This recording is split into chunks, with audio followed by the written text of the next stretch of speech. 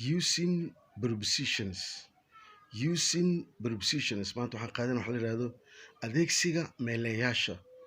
Adeegsiga meelayaasha marka hore waa inaan fahnaa definitionka oo ah what are muxuu yahay ama maxay yihiin prepositions. Alaam su'aal meelayaasha maxay yihiin words kelmadaha that join kaas oo isku xira other words kelmadaha kale ku xira an express oo noo sharaxa ama noo qeexa a relationship xiriirka between oo u dhaxeeya different parts qaybaha kala gedisan of sentence ee jumlada iskoolid ayaa waxaa la yiraahdaa preposition meeleeye. Examples in sentence markaan aan qaadano prepositionkii usingkii anoo wadana meeleyaasha tusaale aan ka qaadano examples tusaalooyin in oo ku jira ama ay wataan sentence jumlooyin. wuxuu yidhi ardaygani I'm going anigu waxaan u socdaa to school. To waxay noqonay waa preposition. She is iyada from waxay ka timid London. London ay ka timid from sidoo kale idan waa preposition. There is waxaa jira a camel geel in oo ku dhex jira the farm beert. Farm beert. There is waxaa jira a camel geel in the farm beert. In ayaa waxaan u ah preposition. He is fond of asaga wuxuu ka helaa tea shaaha. Of idan soo kale waxay ku shaqaysaa waa preposition. Fond from ma la dhihi karo. Fond waxay ku shaqaysaa prepositionka of. He is fond of asaga wuxuu jecel yahay tea shaaha. Talk about ka sheekee ama ka hadal yourself nafsadaada. About idan waa sidoo kale waa preposition. Knowledge aqoonta is among waxay ku dhex jirtaa the students ardayda. Knowledge aqoonta ama cilmiga is among waxay ku jirtaa the students ardayda. Cilmi bayna talaamid meeshaan ka dhigayno al cilmi bayna talaamid cilmi wuxuu ku jiraa ardayda dhexdooda. Among maxay noqonay idana waa sidoo kale waa prepositionka arabna waa among. Look fiiri at me aniga ii fiiri well si fiican. Look at me ii fiiri aniga well si wanaagsan ii fiiri ama si fiican. At sidoo kale idan waa preposition. Ardayay meelahaas iska fiiriya. I am waiting wuxuu yidhi aniga waxaan sugayaa for you adaan ku sugayaa. Wait waxay ku shaqaysaa idana prepositionka ah for. I am waiting for you aniga waxaan sugayaa adiga ayaan ku sugayaa. We are sitting anaga waxaan fadhiisanaynaa beside you dhinacaada. Beside in soo kale beside waa dhinaca. Beside in soo kale waxaa la yidhahdaa preposition waa. We are sitting anaga waxaan fadhiisanaynaa beside you dhinacaada. Our schoolkeena is behind wuxuu ka dambeeyaa ama uu ka gadaaleeyaa the mosque masjidka. Behind in soo kale waa preposition. Please fadlan read after me iga daba akhri. After sidoo kale idan waa preposition. Please fadlan read after me ani iga daba akhri. Look before you leap tani waa maamaha. Look before you leap wax intaanan filin ka fiirso. Before aan rabnaa aniga. Before waxay noqonay waa preposition. I come here halkan waa imaaday. Before yesterday daraad ayaan imaaday. Before yesterday waxaa leedahay daraad. Before waxay noqonay waa preposition. The books buwaagta are on waxay saaran yihiin the table miiska. On idin soo kale waa preposition. It is English. Englishka kasakow.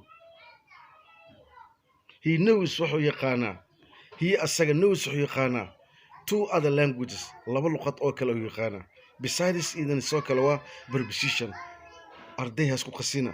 Beside waxaa jira waxa la yiraahdo besides. Beside waxa waa dhanka waa. Caasha sitting beside me. Caasha kale waxay fadhiisanaysaa dhankeyga. Laakiin beside markay timaado waxaa leedahay kasakow. Besides means waxaa leedahay in addition waa. Besides Englishka kasakow. He knows asaga wuxuu yaqaanaa two other languages laba luqad oo kale ayuu yaqaanaa. He knows wuxuu yaqaanaa two other languages laba luqad oo kale. We traveled waxaan ku safarnay annaga by train. Train ayaan ku safarnay. Candice noocyada of prepositions ee meelayaasha. Candice noocyada of prepositions meelayaasha. There are waxaa jira three main saddex muhiim ah prepositions oo meeleeye which are kuwaas oo kale ah. Number 1 simple prepositions meelayaal fudud waa kuwa simple ah. waxaasoo dhan arki doontaan tusaalihiisa. Number 2 compound prepositions meelayaal oo lamaana ah.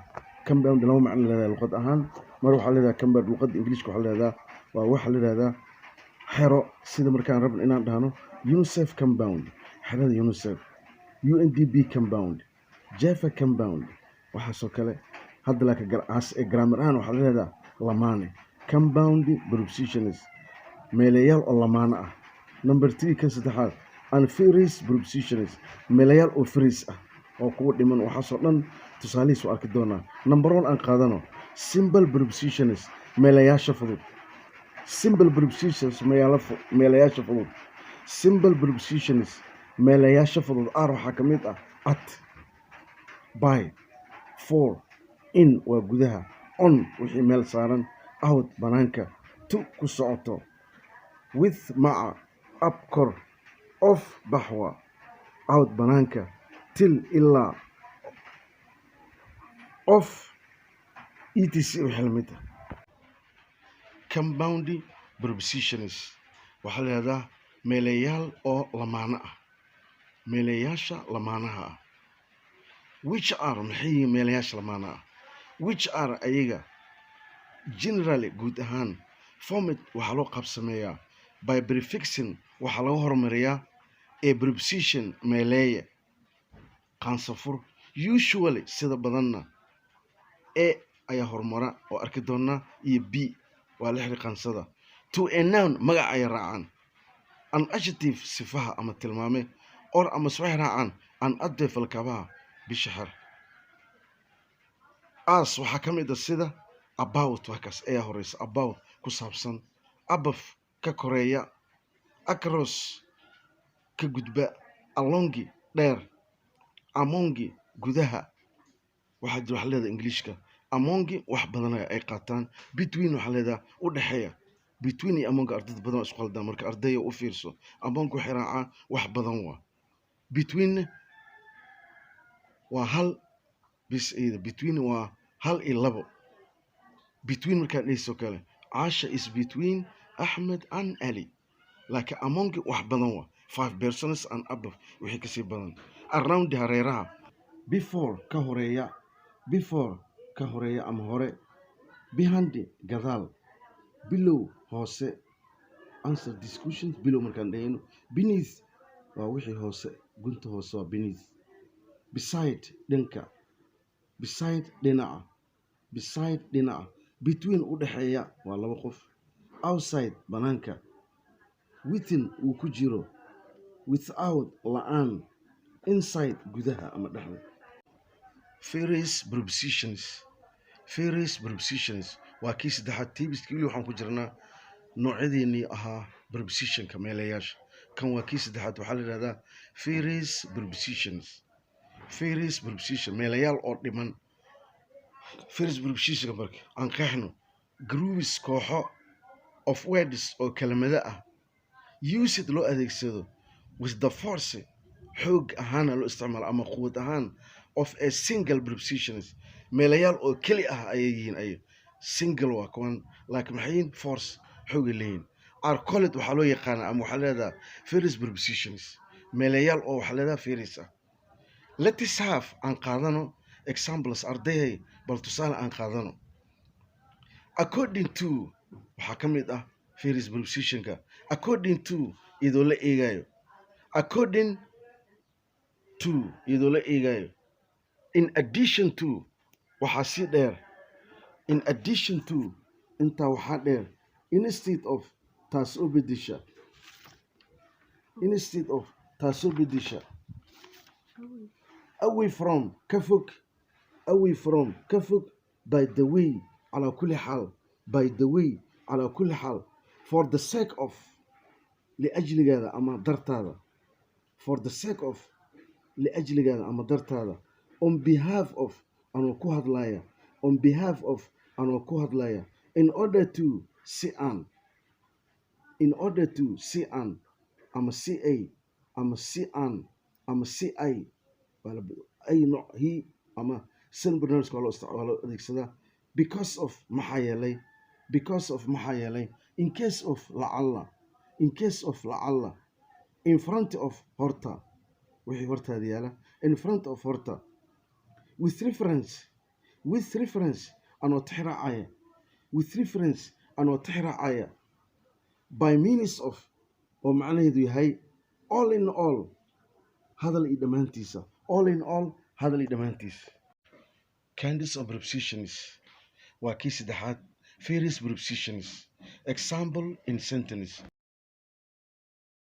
example tusaalooyin in sentence oo jumlo ku jiraan number 1 according to your speech I can see you are a gentleman according to your speech anoo eegaya hadalkaada I can see waxaan dhihi karaa you are waxaa tahay a gentleman nin akhyaar ayaa tahay according to your speech anoo eegaya hadalkaada I can see waxaan dhihi karaa you are waxaa tahay a gentleman nin akhyaar ah oo sharaf leh in case of need lacalla haddii aad u baahan tahay phone to iga soo wac ama iga soo yeer numberka 5249825 in case of need lacalla haddii aad u baahan tahay phone to iga soo wac numberka 5249825 in addition to that taas waxaa sii dheer you are waxaa tahay a famous caan ayaa tahay in your district degmada joor caan ayaa ka tahay in addition to that taas waxaa sii dheer you are waxaa tahay a famous nin caan ah in your district magaalada jowhar ama degmada joor caan ayaa ka tahay gudaheeda instead of talking intaad hadli lahayd proof caddee your words kelmadaada caddee by doing adoo samaynaya something shay ama wax un adoo samaynaya instead of talking intaad hadli lahayd proof caddee proof garee your words kelmadaada by doing adoo samaynaya something shay number 5 our schoolkeena is away from wuu ka fog yahay the town magaalada away from waa soo sheegnay away from waxda wixii ka fog our schoolkeena is away from wuu ka fog yahay the town magaalada I escaped from waxaan ka baxsaday my parents waalidiinteeda for the sake of you liajligeeda ama dartaada I escaped from waxaan ka baxsaday my parents waalidiinteeda for the sake of you liajligeeda on behalf of anoo ku hadlaya the staffka shaqaalaha he read wuxuu akhriyey the address cinwaankii ayuu akhriyey